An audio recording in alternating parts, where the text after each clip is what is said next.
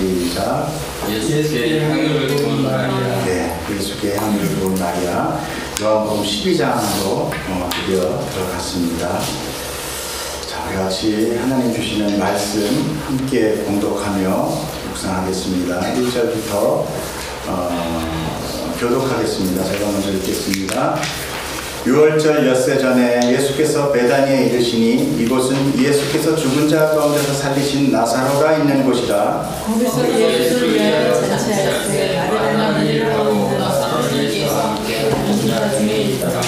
마리아는 지극히 비싼 향유 곧 순전한 나드 한 근을 가져다가 예수의 발에 붓고 자기 머리털로 그의 발을 닦으니 향유 냄새가 집에 가득하더라. 이 향유를 어찌하여 300데나리온에 팔아 가난한 자들에게 주지 아니하였느냐 하니, 이렇게 말하면 가난한 자를 생각하느냐며 그는 도둑이라 은혜를 받고 거기 넣는 것을 훔쳐가니라. 예수께서 이르시되 그를 가만두어 나의 장래할 날을 위하여 그것을 간직하게 하라. 가난한 자들은 항상 너희와 함께 있거니와 나는 항상 남지 아니하리라 하시니라. 유대인의 큰 무리가 예수께서 여기 계신 줄을 알고 오니 이는 예수만 보기 위함이 아니요 죽은 자 가운데서 살리신 나사로도 보려 함이로라. 대제사장들이 나사로를 죽이려고 모이하니 나사로 때문에 많은 유대인이 가서 예수를 믿음이로라. 아멘. 제가 성경을 묵상하면서 특별히 이번에 또 우리 장례를 치르면서 성경 자체가 죽음에 대한 이야기구나 라는 것을 또 보게 됐어요. 우리는 이제 계속 생명, 영생, 산 것, 구원, 은혜 이런 거에 굉장히 많이 초점을 맞춰 있었죠. 그런데 죽음에 관한 것이 굉장히 크게 어필되고 있다라는 것을 보게 되었습니다. 그 죽음은 바로 예수 그리스도의 죽음이었어요. 하나님은 자기 아들 예수님을 비록 우리 인간을 사랑하여서 대속죄로 죽이셨지만 그 아픔과 그 큰 슬픔의 절절함이 이 성경에서 묻어난다라는 생각을 해봤습니다. 그렇기 때문에 예수 그리스도의 죽음, 비록 죽음 이후의 삶에 대해서는 하나님이 다 항구하고 있지만 성경의 진리 때문에, 그러나 그 진리 사이사이에 숨어있는 예수님의 그 마음과 하나님의 사랑과 그 아픔이 여기 묻어있다는 것을 보았습니다. 그러나 우리는 사실 성경을 너무나 교과서적으로나 아니면은 복받는 책이나 아니면 진리 같은 걸로 너무 딱딱하게 이렇게 평면적으로 읽다 보니까 거기에 감정이 유입되지 않고 읽고 있는 것 같다는 것을 제가 깨닫게 됐어요. 만약에 오늘 이 사건도 만약에 우리가 오늘 그저께 있었던 그런 장례식장에서 일어난 일로 하면 이렇게 빗대어서 현실감 있게 우리가 그 사건 속에 들어가서 읽는다면 굉장히 아마 이 말씀이 우리에게 살아 숨쉴 것 같습니다. 자, 본문으로 우리가 좀 들어가겠습니다. 자, 오늘 본문은요, 제일 처음에 이 절기를 나타내는 것을 시작으로 이야기가 펼쳐지고 있어요. 6월절 엿새 전이다. 왜 이야기를 쓰셨을까? 6월절 엿새 전이다. 이제 엿새 후면 예수님이 죽으신다. 성경은 그 이야기를 하고 싶은 거예요. 예수가 이제 죽어 너희를 위하여 죽을 거야. 그런데 우리는 그냥 너무 쉽게 읽어갑니다. 그리고 제가 오늘도 여기서 주제를 든 것 같이 향유를 부은 마리아가 주제가 보입니다. 더 왜곡되는 것은 이같이 향유를 부은 같이 너희도 예수를 섬겨라 라는 것에 너무 메시지가 치우쳐져 있다는 거죠. 이렇게 예수님의 십자가 사건이 얼마 남지 않은 한 주가 남아있는 그런 시기다라는 거예요.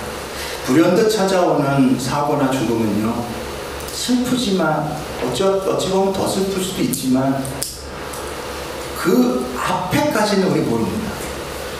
그런데 예수님은 다 알고 계시면서 이제 그 매시간 다가오는 그 죽음이 육신을 입고 있는 한 눈물을 흘리셨던 그 예수님을 우리가 본다면 절대 예수님 마음에 그것이 가볍게 넘어갈 사항은 아니라는 거죠.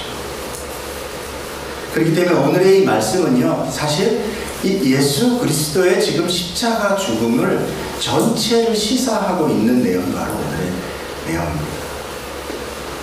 자, 장소를 보겠습니다. 장소는 베다니 마을이다 라고 얘기합니다.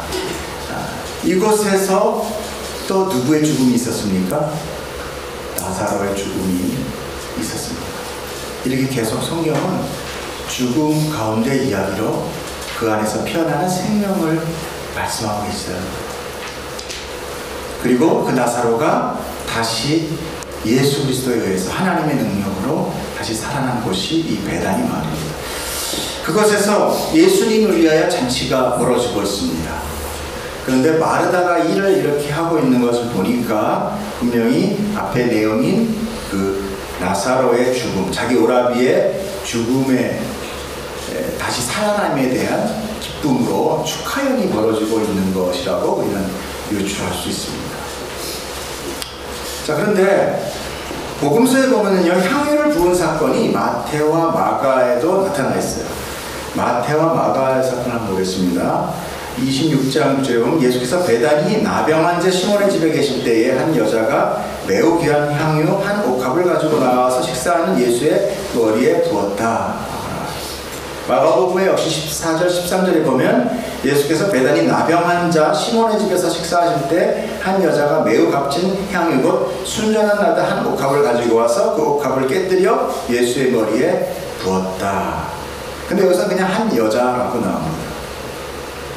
그러나 베다니 마을이라는 동일한 지역이 나오고 있어요. 마태와 마가복음에서는 그것이 나병 환자 시몬의 집이다라고 그 집을 명시하고 있습니다. 그런데 요한복음에는 그 집이 장소가 분명하게 나와 있지 않습니다. 또 누가복음에도 이와 유사한 사건이 있는데 누가복음 7장 보면 한 바리새인이 예수께 자기와 함께 잡수기를 청하니 이에 바리새인이 집에 들어와 앉았을 때에 그 동네에 죄를 지은 한 여자가 있어 예수께서 바리새인의 집에 앉아 계심을 알고 향유 담은 옥합을 가지고 와서 예수의 뒤로 그 발 곁에 서서 울며 눈물로 그 발을 적시고 자기 머리털로 닦고 그 발에 입 맞추고 향유를 부었다 라고 나옵니다. 근데 여기서는 그냥 죄 지은 여자다. 이거에 대한 부연 설명이 또 나타나 있습니다. 어느 날 한 동네에서 죄를 지었는데 예수님에 의하여 죄사함을 받아요. 이 여인이. 이 여인은 마리아하고는 다른 여인일 거다라고 생각을 합니다. 그래서 지금 전체적인 성경학자들은 이 향유를 부은 이 사건을 2번 있었던 걸로 이렇게 추정하고 있어요. 그리고 지금 보면은 앞에 마태 마가에 보면은 문둥이 시몬의 집이라고 나오잖아요. 그래서 혹간 사람들은 마르다의 남편이 혹시 이 시몬이 아닌가라는 얘기도 합니다. 근데 그거 조금 부정확한 것은 만약에 문둥이였다면은요 결혼할 수가 없어요. 문둥이였다면은 물론 이제 뭐 결혼하고 나서 문둥이가 되고 그다음에 또 예수님에 의해서 낳았는지 그거는 모르겠지만 전체적인 학자로 봤을 때는 문둥이는 이렇게 뭐랄까요 저주받은 것이고 부정한 것이라 동네 자체에 들어오지 못해서 그렇게 못했을 거다라는 어떤 뭐 이런 사족적인 이야기들이 있습니다. 참고하시고 그런데 보면 여기 장소가 나타나 있지 않고 그냥 바리새인 집이라고 누가 보면 또 나와 있죠. 바리새인이라고 했어요. 그리고 이 사건 앞에 보면은 세례 요한이 아직 살아있어요. 이 사건 앞에 세례 요한의 제자들을 보내서 오실 리가 당신입니까? 메시아를 더 기다려야 됩니까? 이런 얘기가 붙어 있는 거 보면은 세례 요한이 살아있을 때 그때 이 사건이 있었고 그 다음에 이제 예수님이 거의 이제 6월절 일주일 남겼을 때 이제 이 사건이 2번 있는 걸로 이제 봅니다. 자, 중요한 것은 아니고요. 여러분들이 그 환경을 좀 보셔야 상황을 읽을 때 좋을 것 같아요. 자, 3절 보겠습니다. 마리아는 지극히 비싼 향유 곧 순전한 나드 한 근을 가져다가 예수의 발에 붓고 자기 머리털로 그의 발을 닦으니 향유 냄새가 집에 가득했다. 자, 오늘 본문은요, 여러분들이 아마 어떤 설교들을 많이 들어줬는지는 모르겠지만 주제가 어디 있다고 봅니까? 향유 값에 있다고 봅니까? 아니면 예수님의 사랑이라고 봅니까? 아니면 마리아와 같이 한 번쯤은 자기 소유가 이게 값진 것을 주저하지 말고 좀 바쳐라. 그런 얘기 좀 많이 들어보셨죠, 솔직히. 네. 향유 값을 깨서 이렇게 귀한 거를 예수님께 드리듯이. 부연 설명하자면요, 나드 향유라는 것은 그 순전한 것이라고 했잖아요. 불순물이 섞이지 않은 순전한 나드 향이라는 거예요. 굉장히 귀한 것입니다. 이 나드라는 것은 그 동인도 히말라야 산에서 나는 다년생 초본의 감송향, 저도 모르겠어요. 근데 감송향이라는 뿌리를 채취해서, 아주 굉장히 복잡합니다. 뿌리를 채취해서 얻어내는 거예요. 거기서 이게 산스크리트어로 향기 나다라는 뜻의 단어가 나라다. 거기서 유래가 돼서 나드라는 이름이 붙여졌대요.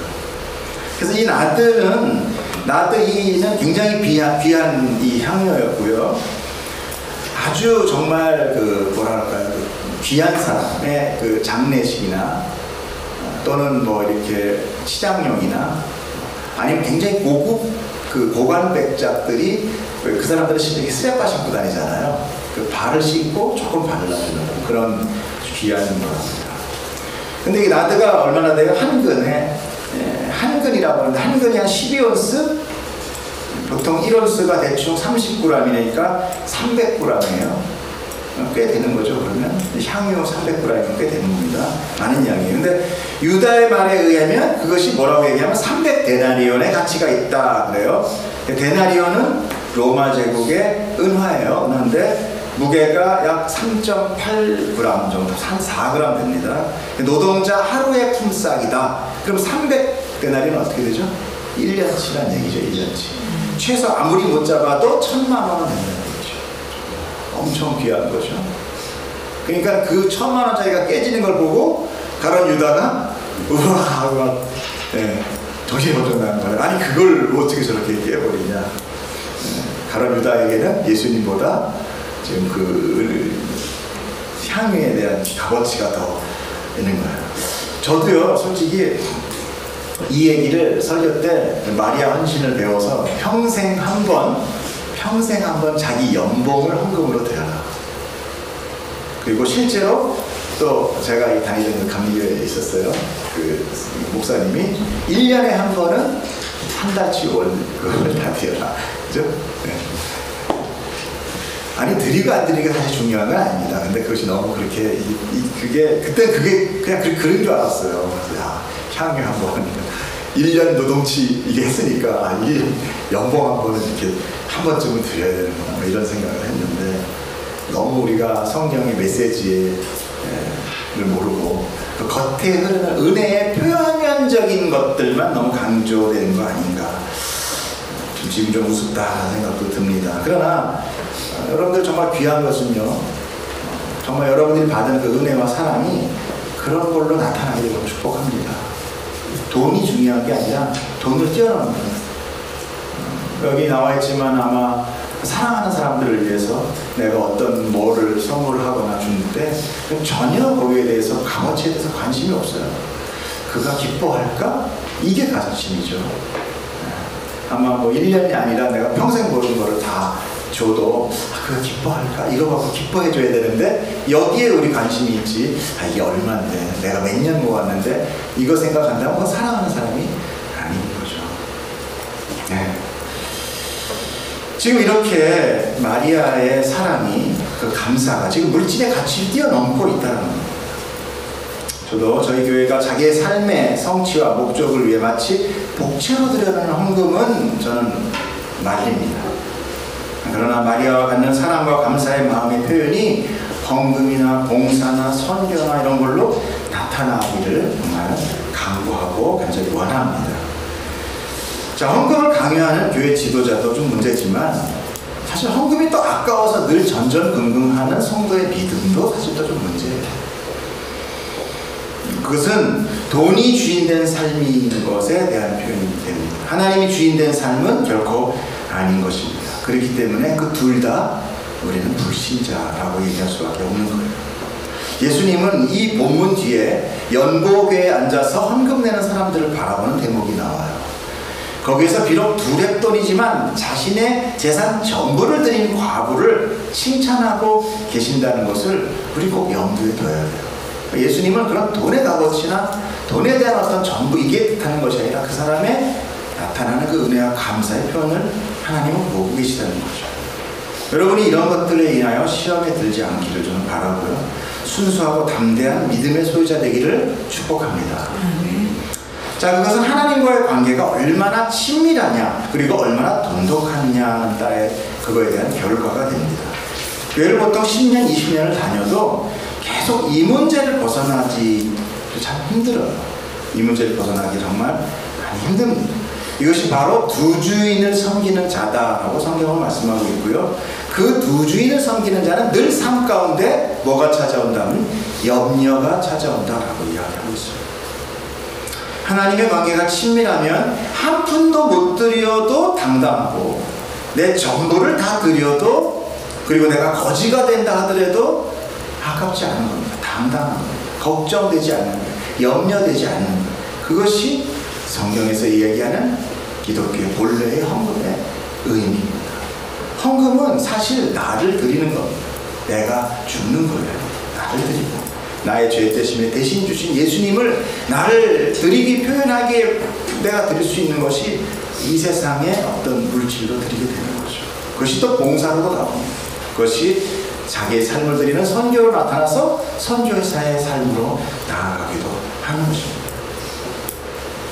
또는 이런 얘기도 해줘. 제가 지난주도 말씀드렸지만 한 주간 동안 이 세상의 신이라고 하는 그 만몬의 그 아지트 속에서 그것에 굴하지 않고 그 돈을 종으로 주인이 아닌 종으로 부리고 승리하여 전리품으로 성도의 승리로 주님께 드리는 것, 되게 멋있는 것 같아요. 무엇이 됐든 어찌됐든 우리가 하나님의 사랑을 중요한 건 경험해야 된다. 하나님의 사랑을 경험해보지 못하고 내가 돈으로 사는 것은 사도 바울이 다니다가 그 요한인가 그 있었죠? 예수인가? 자기도 그 은사를 돈을 주고 사고 싶다고. 그게 저주받았지 않습니까? 그 사람과 다른 것이 없다는 거죠. 무엇이 되었든 사랑하면 자꾸 주고 싶어지는 것입니다. 그러나 그 대가성으로 주는 것은 늘 아깝고 가능한 적게 주고 싶어지고 그리고 뭔가 나한테 무슨 이득이 있나를 보게 되게 돼 있습니다. 자, 이제 7절을 보게 되면은요, 예수께서 이르시되 그를 가만두어 나의 장래할 날을 위하여 그것을 간직하게 하라 라고 말씀하십니다. 그러니까 이 모든 상황은 예수님의 장래로 귀결되고 있다는 것을 우리는 알게 됩니다. 자, 그렇다면 우리는 이제 다시 이 본문을 제대로 묵상해야 되겠습니다. 오늘의 본문은요, 아주 중요한 메시지를 담고 있습니다. 물론 큰 주제는 예수님의 죽으심이었어요. 그러나 그 죽으심으로 인한 현상들을 대변하고 있는데 그 첫째로 여기서 보면요, 거기서 예수를 위하여 잔치할세 마르다는 일을 하고 나사로는 예수와 함께 앉은 자 중에 있더라 하는 이 말이 굉장히 중요한 메시지를 담고 있습니다. 나사로라는 이름은요, 헬라어로 나자라는 뜻이고요, 히브리어는 엘아자. 그럼 좀 많이 엘아자르는 엘리에셀이라는 뜻이에요. 자비 이런 거죠. 그러니까 나사로라는 것은 하나님의 자비를 받은 자라는 뜻이에요. 하나님의 도우심으로 살아난 그가 지금 예수님과 함께 앉아있다. 이 모습이 뭘로 연상이 됩니까? 마가복음, 제가 이거 했나 모르겠네요. 마가복음 16장 19절에 보면 주 예수께서 말씀을 마치신 후에 하늘로 올려지사 하나님 우편에 앉으시죠. 그런데 아까 어디에 앉아 있었어요? 나사로가 예수님과 함께 앉아 있어요.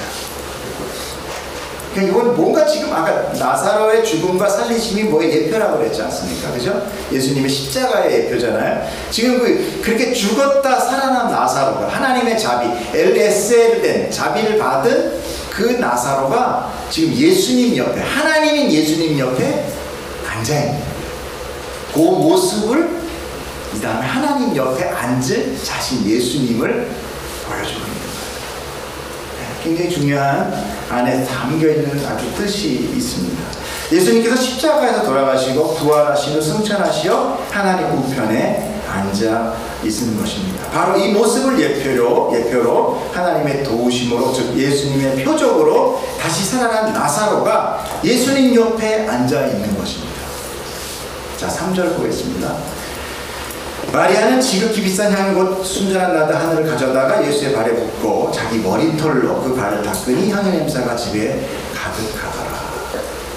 자, 마리아는 그 향유를 예수님의 발에 부었습니다. 그러나 마태와 마가복음에는요, 예수님의 머리에 부었다라고 나와요. 자, 하지만 신학자들은요, 요한복음에서도 머리에도 부었지만 지금 요한이 그 부분을 생략하고 있다라고 예수님은 그리스도라. 그리스도는 뭐죠? 기름 부음을 받은 자, 왕이에요. 메시아예요. 지금 마리아는 이분이 메시아입니다, 이분이 그리스도입니다 라고 머리에 향유를 붓고 발에 또 그 온몸을 지금 향유로 좀 닦고 있는 거예요. 뭘로? 자신의 머리털은요, 우리가 아주 서신서를 공부하면 되지만 머리털은 굉장히 소중한 겁니다. 머리는 굉장히 소중한 거예요. 특히 여자의 머리는 소중해요. 남자는 삭도하되 여자는 깎지 마라 이렇게 나와 있어요. 남자가 머리를 기르지 마라 이렇게 나와 있어요. 그러니까 굉장히 자기의 가장 소중한 걸 드리고 예수님을 닦고 있다. 그리고 그 앞에 앉아서 닦는다는 것은 순종을 의미하는 거예요. 왕 되심을 지금 예표로 하고 있습니다. 마리아는 예수님을 왕으로 그리고 메시아로 나타내고 있는 이 말씀 가운데 지금 것이 스며져 있는 것입니다. 복음의 메시지. 그런데 이제 유다가 뭐라고 얘기를 해요? 이 향유를 300데나리온에 팔면 가난한 자들에게 주지 않을 수 있겠느냐. 이 향유의 가치를 하늘이 아닌 이 땅의 가치로 보아서 아깝다 이렇게 생각하는 거예요. 돈이면 가난한 자를 도울 수 있지 않느냐 하지만 사실 그 마음은 가난한 자를 전혀 생각하고 있지 않는다라고 성경은 폭로하고 있습니다. 자, 이렇게 말하면 가난한 자들을 생각함이 아니요 그는 도둑이라 돈괴를 받고 거기 넣는 것을 훔쳐감이라. 그러니까 여러 유다가 틈틈이 연못돈을 훔쳐서 자기 이익으로 썼다는 것을 이미 하나님은 알고 계시다는 거죠. 이 겉으로 가난한 자들을 위하는 척하지만 실상은 탐욕이라는 거예요. 인간의 탐욕이 이 세상에 있는 한 가난은 연속된다는 걸 얘기하고 있어요. 인간의 죄성이 있는 한 이 땅, 이 지구상에는 가난이 없어질 수가 없어요. 그러니까 지금 이 이데올로기전 이 프로테스탄트 이 공산주의는 이건 말이 안 되는 얘기예요. 그래서 8절에 뭐라고 말씀하십니까? 가난한 자들은 항상 너희와 함께 있거니와 나는 항상 있지 아니하니라 하십니다. 예, 우리 역사에는요 항상 가난한 자가 있었습니다.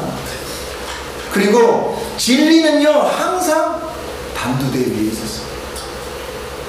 하나님의 복음을 든 자들은 항상 십자가형의 기름으로 불타 죽었고요, 사자의 밥먹이가 되었습니다. 그것이 복음이고 진리였고요, 그리고 늘 우리에게 가난이 있었다는 거예요.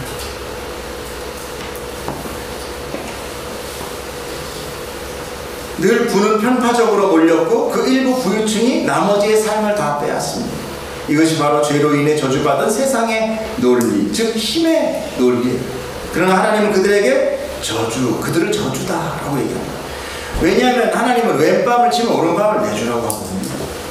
그것이 바로 성도의 삶, 저주는 것, 지는 것. 세상 사람들은 성도를 바라보며 저 바보다, 저 쪼다라고 손가락질 하지만, 그러나 교회가 이 세상 속에서 그거 아니다, 그리고 높아진다라는 것은 과연 무엇을 뜻하는 거 있습니다.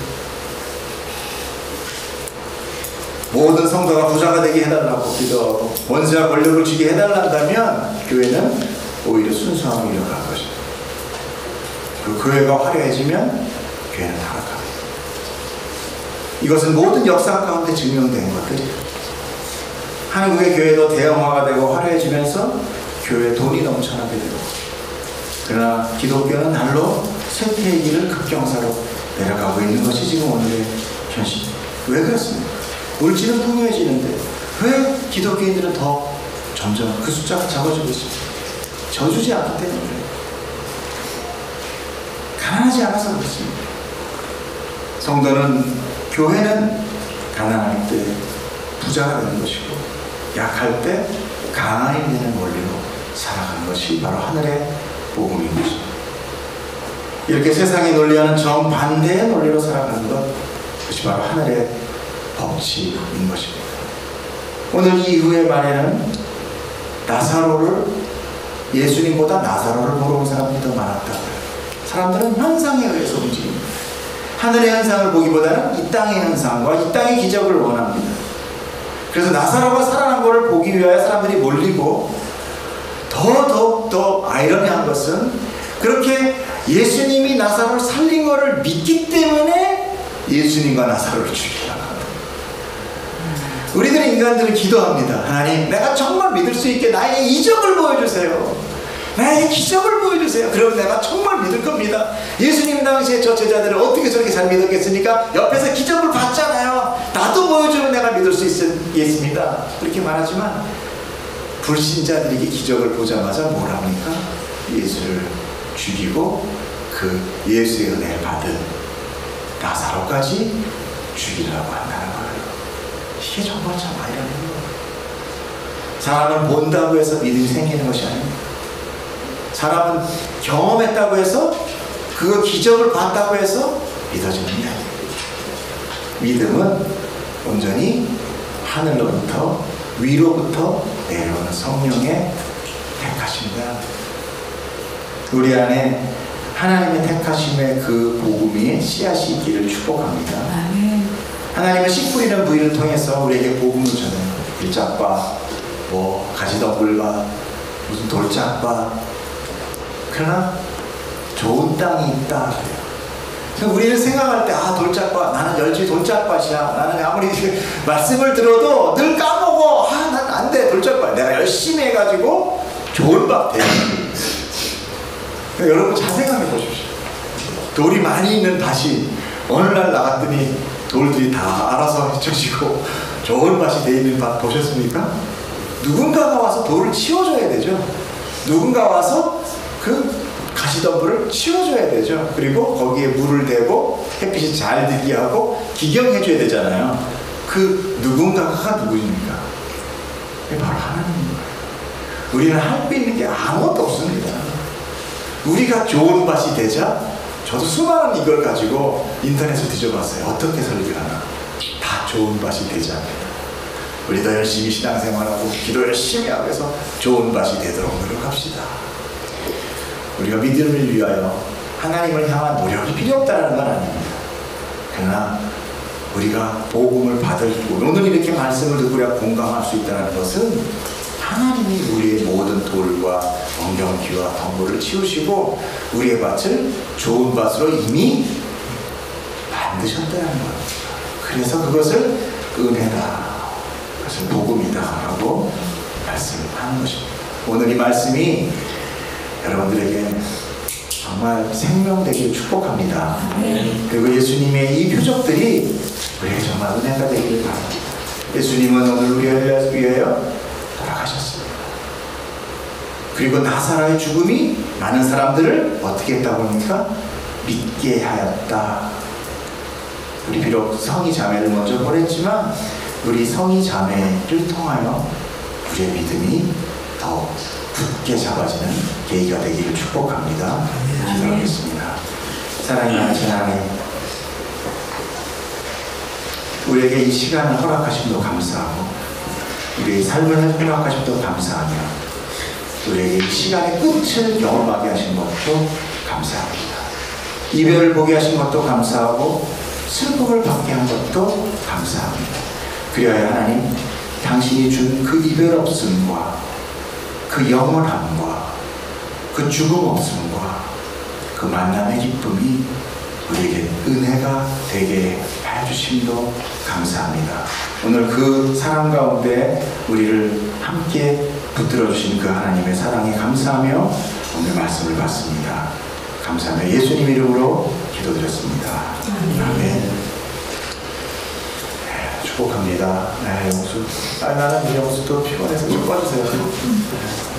안 와도 되는데.